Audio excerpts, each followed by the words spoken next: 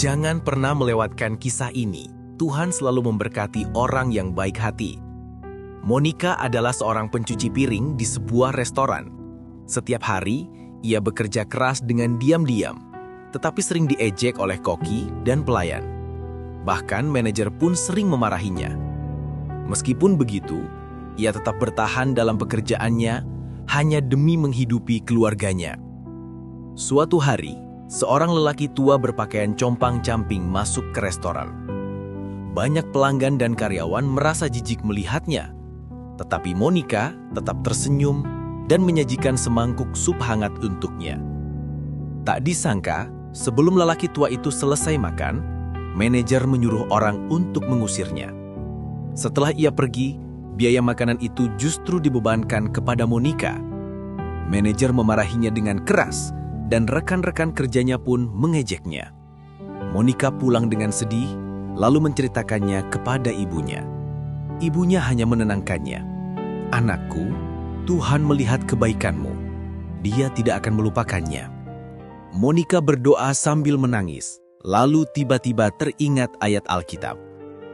Siapa menaruh belas kasihan kepada orang miskin, memiutangi Tuhan, yang akan membalas perbuatannya itu.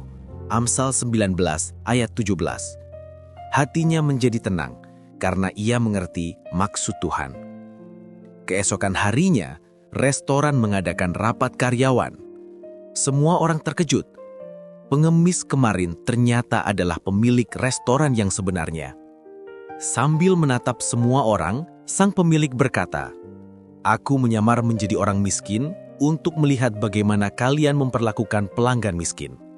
Hanya Monica yang jujur dan baik hati, bukan saja tidak merendahkan orang miskin, tetapi justru melayaninya dengan tulus. Ia berjalan ke arah Monica dan berkata sambil tersenyum, "Mulai hari ini, engkaulah manajer baru restoran ini." Di tempat itu juga, manajer yang kejam dipecat. Semua rekan kerja yang dulu meremehkan Monica menatapnya dengan kagum. Tuhan berkata, "Kerajaanku memerlukan orang-orang yang jujur, orang-orang yang tidak munafik atau curang." Bukankah orang-orang yang tulus dan jujur tidak disenangi di dunia? Aku justru sebaliknya. Orang-orang jujur boleh datang kepadaku. Aku menyenangi orang-orang seperti ini, dan aku juga membutuhkan orang-orang seperti ini. Inilah kebenaranku. Sahabat yang terkasih, Tuhan mengasihi orang yang jujur dan baik hati.